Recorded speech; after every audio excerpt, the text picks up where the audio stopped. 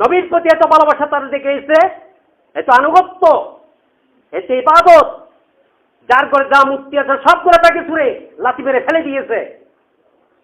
বলে আমরা তো মূর্তি পূজা করি। কিভাবে? এই যে ওর কথায় চলি, ওর কথায় চলি, ওর কথা যে ইসলাম নেই, আল্লাহ নেই, রসুল নেই, কিচ্ছু নেই, এগুলো তো মূর্তি পূজা, এগুলো তো এক ধরনের পূজা। আপনার ইচ্ছা মতো চলতেছে, এত তো আপনার মনের পূজা করতেছেন, আপনার মনের পূজা এগুলা, আপনার ইচ্ছার পূজা। পূজা করার জন্য মূর্তি রাখবে নাকি? কোরআন তো এরকম বলা নাই। কোরআনে বলছে যে আপনার ইচ্ছা মতো চলতেছেন, আপনার মনের পূজা করতেছেন, আপনার নিজের ইচ্ছা মতো চলতেছেন, আপনার ইচ্ছার একটা পূজা করে যাচ্ছেন আপনি। সেজন্য আমি আপনাদেরকে যেটা বলতে চাচ্ছি সেটা হলো কি, নবীকে তারা যেভাবে ওখানে যাওয়ার পরে তারা নবীকে ক্ষমতা দিলেন, নবীর মতো করে তারা চললেন, মদিনাবাসীরা আনসার হিসেবে পরিচিত হয়ে গেল পৃথিবীতে। এইভাবে আল্লাহ রাব্বুল আলামিন কোরআন মধ্যে অনেক কথাবার্তা বলেছেন। সেজন্য আমি আপনাদেরকে যেটা বলতে যাচ্ছি, আমরা যদি আল্লাহকে যদি ভালোবাসতে চাই, আল্লাহর ইবাদত করতে চাই, আল্লাহর মতো হয়ে যদি আমরা যদি থাকতে চাই, আল্লাহর সাথে যদি বন্ধুত্ব করতে চাই, তাহলে সূরা আলে ইমরানের 31 নম্বর আয়াতের মধ্যে আল্লাহ রাব্বুল বলেছেন, কুল ইন কুনতুম তুহিব্বুনাল্লাহ, তোমরা যদি আল্লাহর ভালোবাসা পেতে চাও, তোমরা যদি আল্লাহকে ভালোবাসতে চাও, তোমরা যদি আল্লাহর ইবাদত করতে চাও, তোমরা যদি আল্লাহর সাথে বন্ধুত্ব করতে চাও, তাহলে তাহলে আমি নবীকে অনুসরণ করো, আমি নবীকে মানো, আমার নবীর মতো, আমার নবীর কথা মতো আমরা চলি। ইউহিব্বুকুমুল্লাহ, আল্লাহ রাব্বুল আলামিন তোমাদেরকে ভালোবাসবেন। আল্লাহ রাব্বুল আলামিন তোমাদেরকে ভালোবাসবেন, শুধু তাই নয়, ওয়ায়াগফির লাকুম যুনুবাকুম, শুধু আল্লাহ রাব্বুল আলামিন তোমাদেরকে ভালোবাসবেন, ভালোবাসার মধ্যে সীমাবদ্ধ রাখবে না। অপরাধ করে করে জীবনটা বরবাদ করে দিয়েছি, পাহাড় পরিমাণ অপরাধ করে ফেলেছি, এই অপরাধগুলি পর্যন্ত আল্লাহ রাব্বুল আলামিন মাফ করে দিবেন, ক্ষমা করে দিবেন, কিছু অপরাধ থাকবে না। যদি তওবা করতে পারি, তওবা করতে পারলে আল্লাহ বলতেছে যদি তোমরা যদি তওবা করতে পারো আর কোনো অপরাধ করবে না। এরকম তওবা করতে পারলে আল্লাহ বলতেছেন তোমাদের অতীতের যত অপরাধ আছে, কোন ধরনের অপরাধ, মানুষ হত্যা করছেন, মানুষের হক নষ্ট করছেন, মানুষকে হক নষ্ট করে তার কাছ থেকে ক্ষমা চাইতে হবে। এটা তো আল্লাহ ক্ষমা করবে না, কারণ এটা হকটা হচ্ছে অন্য মানুষের কাছ থেকে, তার কাছ থেকে ক্ষমা চাইতে হবে। মানুষের হক ছাড়া অন্যান্য যত অপরাধ করেছেন এগুলা আল্লাহ চাইলে মাফ করে দিবেন, আল্লাহ রাব্বুল আলামিন মাফ করে দিবেন। ওয়াল্লাহু গফুরুর রহিম, আল্লাহ হলো ক্ষমাশীল, পরম দয়ালু। আল্লাহ শুধু ক্ষমা করবে না, ক্ষমা করে তোমাকে খুলে নিয়ে জান্নাতে প্রবেশ করাই দিবেন। জান্নাতের মধ্যে আল্লাহ থাকার জন্য কি জান্নাত করছে? আল্লাহ রাব্বুল আলামিন বলতেছে আমি থাকার জন্য তো আমি জান্নাত করি না, আমি মানুষকে রাখার জন্য আমি এখানে, আমার নবীদেরকে রাখার জন্য, আমার নবীদের অনুসারীদেরকে রাখার জন্য আমি জান্নাত তৈরি করেছি। আর যারা আমার নবীকে মানবে না, আমার মতোই চলবে না, তাদেরকে আমি জাহান্নামে যেতে হবে। এখানে আর কোনো কথা নেই।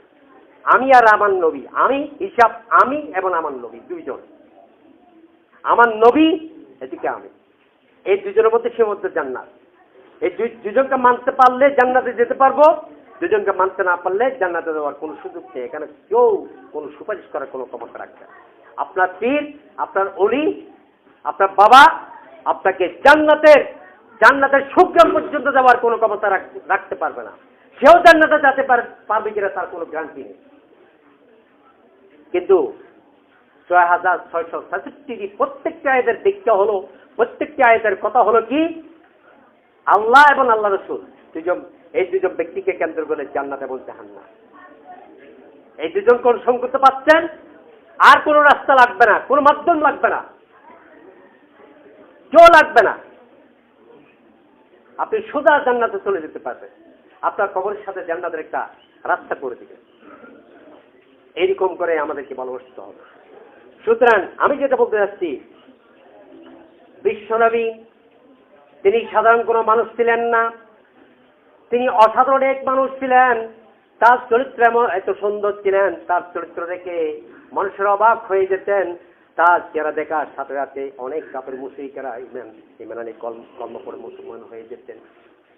আল্লাহ রাব্বুল আলামিন সূরা আম্বিয়ার 107 নম্বর আয়াতের মধ্যে বলেছেন, ওয়ামা আরসালনাকা ইল্লা রাহমাতাল লিল আলামিন।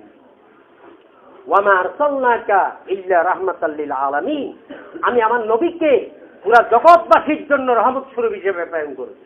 পুরা জগৎবাসী, শুধু মানুষ নয়, পশু পাখি থেকে শুরু করে গাছ পর্যন্ত বিশ্বনবীকে অবরোধের মধ্যে যখন বিশ্বনবী হাঁটতেন, গাছ এসে তার মাথার উপর ছায়া দিতেন।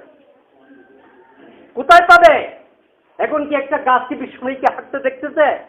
এই গাছ দিয়ে ছায়া দিতে পারতেছে? আফসোস করতেছে। কিন্তু আমার মানুষ জাতিরা সবচেয়ে বড় নিমুখ খারাপ, আমাদের কোনো চিন্তা নেই, ইচ্ছা মতো চলতেছি। সেজন্য আল্লাহ রাব্বুল আলামিন বলেছেন সূরা আম্বিয়ার 107 নম্বর আয়াতের মধ্যে বলেছেন, ওয়ামা আরসালনাকা ইল্লা রাহমাতাল লিল আলামিন, আমি আমার নবীকে পুরা জগৎবাসীর জন্য রহমত হিসেবে প্রেরণ করেছি। শুধু তাই নয়, বিশ্বনবী একদিন তার সাহাবীদেরকে নিয়ে পাহাড়ি অঞ্চলে হাঁটছিলেন। হাঁটার সময় একটা উট আসলেন। একটা উট হেগলা পাতলা, একেবারে গায়ে কোনো গোস্ত ছিল না, কোনো মাংস ছিল না, একেবারে হেংলা পাতলা, খুব দুর্বল হয়ে গেছে, হাঁটতে পারছেন না। এই উট সামনে বিশ্বনবীকে দেখে মাথা নিচু করে দিলেন, সালাম করলেন, সেজদা দিলেন নবীকে সেজদা দিলেন। নবীকে সেজদা দিয়ে চোখ দিয়ে পানি পড়তেছে, উটের চোখ দিয়ে এত বেশি পানি পড়তেছে, শুধু নবীকে দেখতেছে আর চোখ দিয়ে পানি পড়তেছে। নবীকে বারবার সালাম করে, নবীকে বারবার সেজদা করে, বারবার সেজদা দিচ্ছে আর চোখ দিয়ে পানি পড়ছে। বিশ্বনবী উটের অবস্থা দেখে বিশ্বনবীর চোখ দিয়ে পানি পড়লেন। বিশ্বনবীর চোখ দিয়ে পানি পড়ার এই দৃশ্য দেখে সাহাবীদের চোখ দিয়েও পানি পড়তে শুরু করলেন। সাহাবারা নবীকে জিজ্ঞাসা করলেন, ইয়া রাসূলুল্লাহ, আমাদের কান্না তো আমরা ধরে রাখতে পারছি না, আমাদের কান্না তো আমরা ধরে রাখতে পারছি না, বিশ্বনবীর চোখ দিয়ে পানি পড়বে, বিশ্বনবীর চোখ দিয়ে পানি পড়বে, আমরা তো আর সহ্য করতে পারছি না, হুজুর কি হয়েছে? বিশ্বনবী বললেন, ও আমার সাহাবারা, এই উটটা কার? এই উটের মালিককে বুঝে নিয়ে আসো, এই উটের মালিককে বুঝে নিয়ে আসো তাড়াতাড়ি। তোমরা চিনো নাকি? হুজুর, উটের মালিক ওইদিকে তাকে, তাড়াতাড়ি নিয়ে এসো তাকে। উটের মালিককে নিয়ে আসা হলো। উটের মালিককে নিয়ে আসার পরে ওট বারবার রাসূলকে সেজদা দিচ্ছে আর সালাম দিচ্ছে, চোখ দিয়ে পানি পড়ছে। বিশ্বনবীর চোখ দিয়ে পানি পড়ছে, সাহাবীদের চোখ দিয়ে পানি পড়ছে। এই দৃশ্য দেখে উটের মালিক যখন আসলো, উটের মালিক এসে নবীকে সালাম করলেন। বিশ্বনবী তাকে বললেন, হে, তুমি কি এই উটের মালিক? এই উটটা কি তোমার? ইয়া রাসূলুল্লাহ, এই উটটা আমার। উট তো তোমার, কিন্তু উটের কাছ থেকে তুমি পরিশ্রম গ্রহণ করো, উট তোমার বোঝা বহন করে করে তুমি এখান থেকে টাকা ইনকাম করো, তোমার পরিবার চলে উটের পরিশ্রমের মাধ্যমে। তোমার উটের কাছ থেকে তুমি পরিশ্রম গ্রহণ করো, ওর তোমার বোঝাগুলি, তোমার বিভিন্ন মালামালের বোঝাগুলি এই বাজার থেকে ওই বাজারে নিয়ে যায়, ওই বাজারে বিক্রি করে, বিভিন্ন বাজারে বিক্রি করে তোমার জন্য টাকা ইনকাম করে। কিন্তু এই উটকে তুমি সঠিকভাবে খাবার দাও না, এই উটকে তুমি যত্ন নাও না, এটার তুমি খাবার দাও না, এটার কোনো যত্ন নাও না। তুমি শুধু এই উট থেকে পরিশ্রম গ্রহণ করো, এই উট থেকে তুমি টাকা ইনকাম করো। এই উটেরকে তুমি সামান্য পরিমাণ খাবার দিতে তুমি রাজি না। উটের পানি দিয়ে, উটের চোখের পানি দিয়ে আমাকে বুঝাইলো এই উটকে তুমি খাবার দাও না, খুব দুর্বল হয়ে গেছে। তারপরে সে মাত্রার পরে, হুজুর আমি আর করবো না, আমি উটকে সঠিকভাবে আমি খাবার দেবো, যত্ন নেব। দেখছেন বিশ্বনবীকে দেখে উট পর্যন্ত পাগল হয়ে গেছে, আর আমরা দুই পাওয়ালা মানুষ, আমাদের কোনো খবর নাই। সেজন্য আমি আপনাদেরকে বলতে যাচ্ছি, আমাদের জীবনে, আমাদের পরিবারে, আমাদের সমাজে, আমাদের সব ক্ষেত্রে, পারিবারিক জীবনে, রাষ্ট্রীয় জীবনে, সব ক্ষেত্রে আমাদেরকে আল্লাহর ইবাদত করা লাগবে, নবীর অনুসরণ করা লাগবে। নবীর অনুসরণ করার মাধ্যমে আমাদেরকে আমরা জান্নাতে যেতে পারবো, না হয় আর কোনো রাস্তা আমাদের জন্য নাই। সেজন্য আল ইমরান 31 নম্বর আয়াতের মধ্যে আল্লাহ রাব্বুল বলেছেন, কুল ইন কুনতুম তুহিব্বুনাল্লাহা ফাত্তাবিউনি ইয়াহবিবুকুমুল্লাহু ওয়া ইয়াগফির লাকুম যুনুবাকুম ওয়াল্লাহু গফুরুর রহিম। নির্দেশ, নবী বলে দিন, তোমরা যদি আল্লাহকে ভালোবাসতে চাও, তোমরা যদি আল্লাহর ইবাদত করতে চাও, তোমরা যদি আল্লাহর সাথে বন্ধুত্ব করতে চাও, তোমরা যদি আল্লাহকে পেতে চাও, আল্লাহর জান্নাতে যদি যেতে চাও, তাহলে তোমরা আমার জান্নাতে যাওয়ার আমাকে যদি ভালোবাসতে চাও, আমাকে যদি পেতে চাও, তাহলে আমার নবীর কাছে যাও। ফাত্তাবিউনি, আমার নবীকে অনুসরণ করো।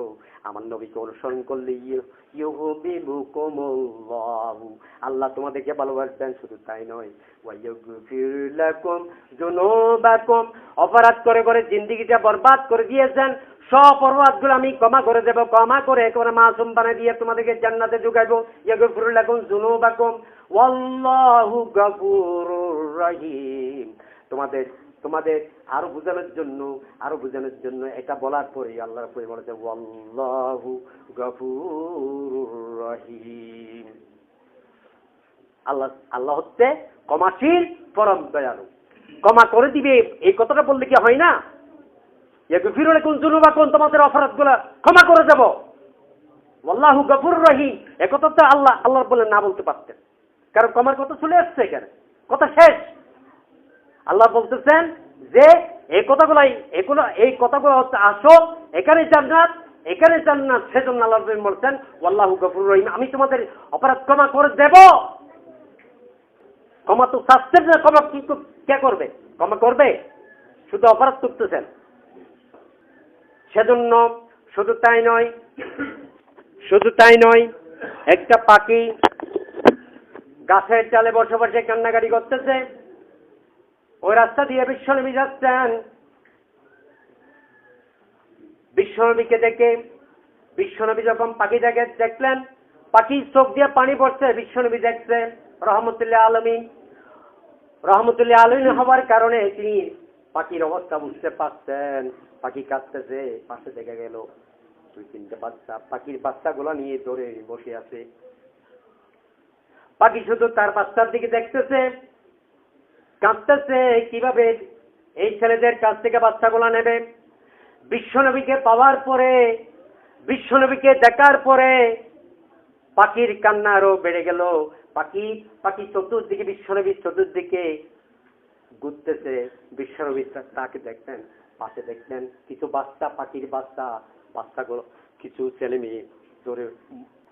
বিশ্বনবী বাচ্চাদের কাছে গেলেন, বাচ্চাদের কাছে গিয়ে সালাম দিলেন, আসসালামু আলাইকুম, সালাম দিলেন, তোমরা কেমন আছো? ইয়া রাসূলুল্লাহ, আমরা ভালো আছি। আপনি এখানে? তো তোমরা তো একটা অন্যায় করে বসে আছো। ইয়া রাসূলুল্লাহ, কি অন্যায়? আমরা তো অনেক ভদ্র, অনেক ভালো ছেলে। বলছে তোমরা যে বাচ্চাগুলো ধরে বসে আছো, এই যে দেখছো তোমরা, এই যে পাখিটা দেখছো তো আমার চোখে ঘুরতেছে আর এখানে বসে কান্নাকাটি করতেছে। যদি সেম ঘটনা তোমাকে কেউ কিডন্যাপ করে নিয়ে যায়, তোমাকে যদি কিডন্যাপ করে কোন একটা ঘরের মধ্যে বন্দি করে রেখে দেয়, তোমার মা বাপ কি করবে? বলছো কান্নাকাটি করবে, আমার জন্য অনেক কান্নাকাটি করবে। তুমি কি করবে? তুমি তোমার মা বাপকে পাওয়ার জন্য অনেক চেষ্টা করবে, অনেক যুদ্ধ করবে, কান্নাকাটি করবে, চিল্লে কান্নাকাটি করবে। মানুষ বলবে এই ছেলে তো বেশি ছেলে দাও, কারণ ছেলে বেশি করবে, ঘর পাঠায় ফেলতেছে। কারণ এরকম বিরক্ত করলে কেউ করবে না, দরকার নেই ছেলে দেওয়ার, কারণ বেশি ছেলে করবে। তো আমরা তো ছেলে করবো, তো তোমার মা বাপ কি করবে? তোমার মা বাপ তো পাগল হয়ে যাবে। এই কথা বলার পরে বাচ্চারা মাপ চাইলেন, পাখির বাচ্চাগুলো সুন্দর করে পাখির পাশে রেখে দিলেন। রাখার পরে পাখি সুন্দর করে পাক দিয়ে তার ছেলেদেরকে, তার বাচ্চাদেরকে আদর করলেন, খাবার খাওয়াইলেন। মুসলমানই আসেনি, কাজে গিয়া তো মুসলমানই নেই। আমরা মুসলমান, লেনদেনে কোনো মুসলমানই নেই, ব্যবহারে কোনো মুসলমানই নেই, সালাম নেই, কালাম নাই, আল্লাহ নেই, রসুল নেই, পরে গেলে কোনো চিন্তা নেই। সেজন্য আমি আপনাদেরকে বলতে আসছি, ওয়ামা আরসালনাকা ইল্লা রাহমাতাল লিল আলামিন। পুরা জগৎবাসীর জন্য বিশ্বনবীকে রহমাতুল লিল আলামিন হিসেবে পেশ করেছেন। যারা অনুসরণ করেছে তারা ধন্য হয়েছে, যারা অনুসরণ করেছে তারা দুনিয়াতেও ধন্য, তারা আখিরাতেও ধন্য। যারা অনুসরণ করে নাই তাদের জন্য কোনো রাস্তা নাই। রাস্তা আছে? কোন রাস্তা আছে নাকি? একেবারে রসুল যার সাথে একসাথে এই কথাটা বলে, এই হাদিসটা বলে আমি শেষ করে দেবো, কারণ টাইম শেষের দিকে। শুধু তাই নয়, আপনি তো অনেক দূরে, এখান থেকে সৌদি অনেক দূরে, এই কুসির ইউনিয়নে আমরা বসবাস করে যাচ্ছি। আর রসুলের এক চাচা, আপন চাচা, রসুল যখন ছোট বয়সে রসুলকে পাহারা দিয়েছেন, আবু তালিব, রসুলের চাচা আবু তালিব রসুলকে পাহারা দিয়েছে। আবু তালিবের কারণে রসুলকে হত্যা করতে পারে নাই। না হয় মুশরিকেরা, কাফেররা হাজারবার পরিকল্পনা নিয়েছে বিশ্বনবীকে খতম করে দেওয়ার জন্য, কিন্তু আবু তালিব মুশরিক ছিলেন, কিন্তু বিশ্বনবীকে পাহারা দিতেন। আবু তালিব রসুলের চাচা, বাইতুতকে এত বেশি পাহারা দিতেন, দেখতেন কিন্তু ঈমান আনে নাই। আবু তালিব ঈমান আনে নাই, রসুলকে পাহারা দিয়েছে, রসুলকে সম্পত্তি দিয়েছে, রসুলকে দেখেছে সব কিছু অক্ষ করে দিয়েছে রসুলের জন্য, কিন্তু রসুল বারবার বলেছে, ও আমার চাচা, আপনি আমাকে অনেক ভালোবাসেন, অনেক কিছু দিচ্ছেন, সব কিছু দিচ্ছেন, কিন্তু আমি তো খুশি না। বলে বাইপুত, তুমি কিভাবে খুশি হবে? আমি খুশি হব, আমার খুশির কারণ হলো একটা ঈমান, আমার খুশি হলো কালেমা। তুমি যদি কালেমা পড়ো আমি খুশি। তুমি আমাকে পুরা দুনিয়াতে দিয়ে দিল, আমি খুশি হব না। তুমি যেটা দিতে পারো সেটা দিলে তো না, তুমি যেটা দিতে পারো না সেটাও যদি তুমি আমাকে দাও, আমি খুশি হব না। তুমি যদি কলমা পড়ো, তুমি যদি লা ইলাহা ইল্লাল্লাহু মুহাম্মাদুর রাসূলুল্লাহ যদি বলো, তুমি একবার যদি ঘোষণা করো, আমি সাক্ষী দেব। কিন্তু একবারও বলা নাই। একবারও না বলার কারণে আবু তালিব জান্নাতে যেতে পারবে না। আবু তালিব যখন তার বয়সের শেষ, যখন সাকরাত চলতেছে, বিশ্বনবী তার কাছে গেলেন, কানে কানে বললেন, তখন তার সে লড়চড় করতে পারে না।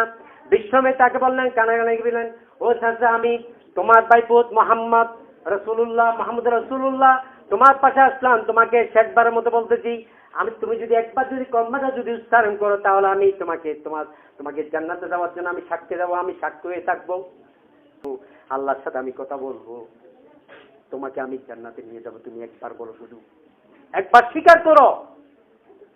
বিশ্বনবী বললেন, লা ইলাহা ইল্লাল্লাহু মুহাম্মাদুর রাসূলুল্লাহ। কিন্তু আবু তালিব বলেন, কিন্তু মুখ ঠোঁট কিন্তু একটু নড়াচড়া করছে। তারপরে বললেন, ইয়া রাসূলুল্লাহ, ঠোঁট একটু নড়াচড়া করছে, মনে বলছে। বিশ্বনবী বললেন, বিশ্বনবী আপনার মন মতো কথা বলবেন? আপনি টাকা দিয়ে বিশ্বনবী নিতে পারবেন? তাদেরকে বলছে, তুমি একবার বলো, একবার যদি তুমি বলো, তোমাকে জান্নাতে নিয়ে যাবো আমি। সাহাবারা বললেন, ইয়া রাসূলুল্লাহ, আপনার সাথে তো ঠোঁট নড়াচড়া করছে। বিশ্বনবী বললেন, আমি শুনি নাই, সে জান্নাতে যাবে না।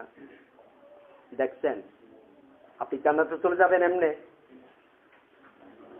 আপনি কিছু জুমাবারে এসে নামাজ পড়লেন, এমনি কয়েকটা নামাজ দোয়া পড়ে জান্নাতে চলে যেতে পারবেন? সেজন্য আমি বেশি লম্বা কিছু বলতে যাচ্ছি না, আমার কথা শেষ।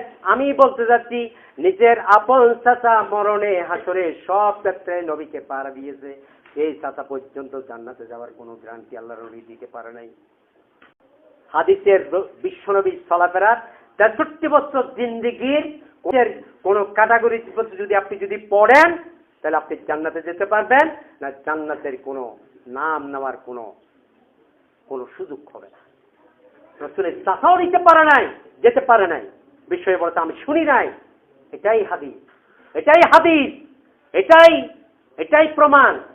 সে জান্নাতে যেতে পারবে না। সে জাহান্নামে গিয়েছে, তাকে 2টা জাহান্নামের জুতা পরে দিয়ে দেওয়া হয়েছে, মানে একটু শাস্তি একটু কমানো হয়েছে। কেন? শুধু পায়ের মধ্যে জুতা, জাহান্নামের জুতা পরানো হয়েছে, অন্যান্য জায়গার মধ্যে জাহান্নামের কিছু দেওয়া হয়নি। কেন? বিশ্বনবীকে আদর করার কারণে ছোট বয়সে বিশ্বনবী বিভিন্ন জায়গায় তার বিভিন্ন জায়গায় পিঠে নিয়েছে, কাঁধে নিয়েছে, মাথা নিয়েছে, হাতে নিয়েছে, এখানে নিয়েছে, ওখানে নিয়েছে, কিন্তু সেজন্য আবু তালিবের কোনো জায়গায় জাহান্নামের তাপ বাঁচবে না।